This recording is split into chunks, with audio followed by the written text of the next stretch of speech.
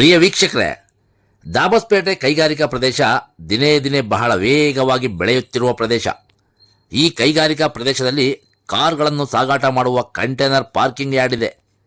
ಈ ಜಾಗದಲ್ಲಿ ಅಕ್ರಮವಾಗಿ ವಿದ್ಯುತ್ ಬಳಕೆ ಮಾಡಲಾಗ್ತಾ ಇದೆ ಅನ್ನೋ ಮಾಹಿತಿ ಬಂದ ಆಧಾರದ ಮೇಲೆ ನಾವು ಸ್ಥಳ ಪರಿಶೀಲನೆಗೆ ಅಂತ ಹೋದಂಥ ಸಮಯದಲ್ಲಿ ಮೈ ನಡುಗಿಸುವ ದೃಶ್ಯಗಳನ್ನು ನೋಡಿದ್ವಿ. ಆ ದೃಶ್ಯಗಳನ್ನು ನಿಮಗೂ ತೋರಿಸ್ತಾ ಇಂಚಿಂಚು ಮಾಹಿತಿಯನ್ನು ಹೇಳ್ತಾ ಹೋಗ್ತೀವಿ, ಬನ್ನಿ ಸ್ನೇಹಿತರೆ.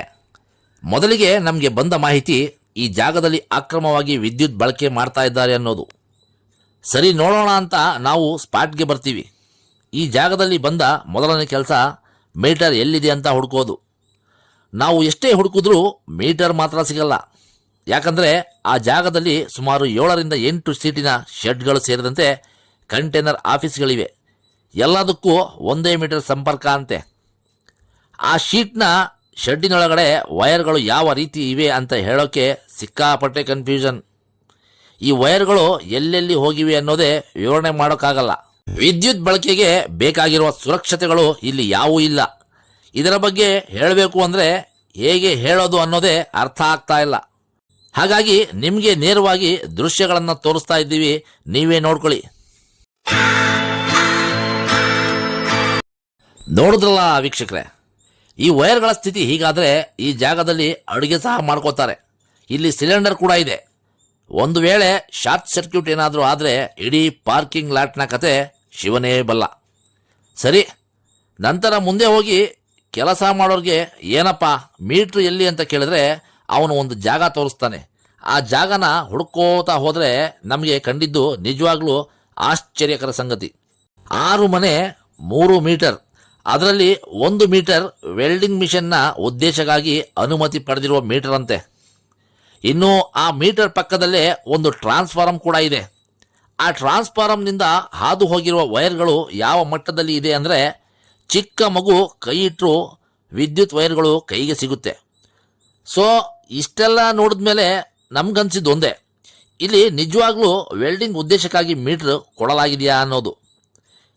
ಯಾಕೆ ತಡಿ, KBAW ಅವರಿಗೆ ಕೇಳೋಣ ಅಂತ ಫೋನ್ ಮಾಡಿ ಮಾತಾಡಿದ್ರೆ ಅವರು ಹೇಳೋ ಪ್ರಕಾರ ಅನುಮತಿ ಆಗಿದೆಯಂತೆ. ಮತ್ತೆ ಸ್ವಲ್ಪ ತಲೆ ಕೆಡ್ತು. ಅಲ್ಲ ರೀ, ಮೇಲ್ನೋಟಕ್ಕೆ ಚೆನ್ನಾಗಿ ಎದ್ದು ಕಾಣ್ತಾ ಇದೆ, ಎಲ್ಲೋ ಇರೋ ಮೀಟ್ರು. ಆ ಮೀಟರ್ನಿಂದ ವೈರ್ ಎಳ್ಕೊಂಡು ವೆಲ್ಡಿಂಗ್ ಕೆಲಸ ಮಾಡ್ತಾ ಇರೋ ನಾರ್ತ್ ಇಂಡಿಯನ್ಸ್. ವೈರ್ಗಳ ಜಂಕ್ಷನ್ ಬಾಕ್ಸ್ ಸ್ಥಿತಿ ನೋಡಿದ್ರೆ ಹೀಗಿದೆ. ಆಚೆಗಡೆ ಕೆಲಸ ಮಾಡುತ್ತಿರುವ ವೈರ್ಗಳೆಲ್ಲ ಸ್ಕಿನ್ಔಟ್ ಆಗಿದೆ. ಇದು ಯಾಕೋ ಒಂಥರ ಗೊಂದಲ ಸೃಷ್ಟಿ ಮಾಡ್ತಾ ಇದೆ ಸ್ನೇಹಿತರೆ. ನೋಡಿ, ನಾವು ಈ ಸುದ್ದಿ ಬಿತ್ತಾರ ಮಾಡುವ ಉದ್ದೇಶ ಒಂದೇ. ಒಂದು, ಅಲ್ಲಿ ವಿದ್ಯುತ್ ಬಳಕೆ ಆಗ್ತಾ ಇರೋದು ಅಕ್ರಮನ ಸಕ್ರಮನ. ಒಂದು ವೇಳೆ ಅದು ಸಕ್ರಮವಾಗಿದ್ರೆ ಇವರು ವಿದ್ಯುತ್ ಬಳಕೆ ಮಾಡ್ತಿರೋ ರೀತಿ ಸರಿಯಿಲ್ಲ. ಅಕ್ರಮವಾಗಿದ್ರೆ ಜಾಗದ ಮಾಲೀಕರು ಸೇರಿದಂತೆ ಗುತ್ತಿಗೆದಾರರ ಮೇಲೆ ಕಾನೂನು ರೀತಿ ಸೂಕ್ತ ಕ್ರಮ ಕೈಗೊಳ್ಳಬೇಕು. ಇಷ್ಟೆಲ್ಲ ಪಾರದರ್ಶಕವಾಗಿ ಸುದ್ದಿ ಬಿತ್ತಾರ ಮಾಡಿದ ಮೇಲೂ ಸಂಬಂಧಪಟ್ಟ ಇಲಾಖೆ ಅಧಿಕಾರಿಗಳು ಗಮನ ವಹಿಸೋದಿಲ್ಲ ಅಂದರೆ ಮುಂದೊಂದು ದಿನ ಅನಾಹುತವಾಗಿ ಆಮೇಲೆ ಬಂದು ಸಾಂತ್ವನ ಹೇಳಿ ಕಾಂಪೋಸಿಷನ್ ಕೊಡೋದ್ರಲ್ಲಿ ಅರ್ಥ ಇಲ್ಲ. ಈ ವಿಚಾರದಲ್ಲಿ ನಾವು ಸುಮ್ಮನೆ ಕೂರಲ್ಲ. ನಮಗೂ ಕೆಲವು ವಿಚಾರಗಳಲ್ಲಿ ಗೊಂದಲವಿದೆ. ಸಂಬಂಧಪಟ್ಟ ಇಲಾಖೆ ಅಧಿಕಾರಿಗಳನ್ನು ನೇರವಾಗಿ ಭೇಟಿ ಮಾಡಿ ಇದರ ದಾಖಲಾತಿಗಳನ್ನು ಪಡೆದು ಮೇಲಧಿಕಾರಿಗಳ ಗಮನಕ್ಕೆ ತಂದು ಅಲ್ಲಿ ನಡೀತಾ ಇರೋದು ಸರಿನಾ ತಪ್ಪೋ ಕ್ಲಿಯರ್ ಮಾಡಿಕೊಂಡು ನಿಮಗೂ ಮಾಹಿತಿ ಕೊಡ್ತೀವಿ. ಅಲ್ಲಿವರೆಗೂ ನಮಸ್ಕಾರ.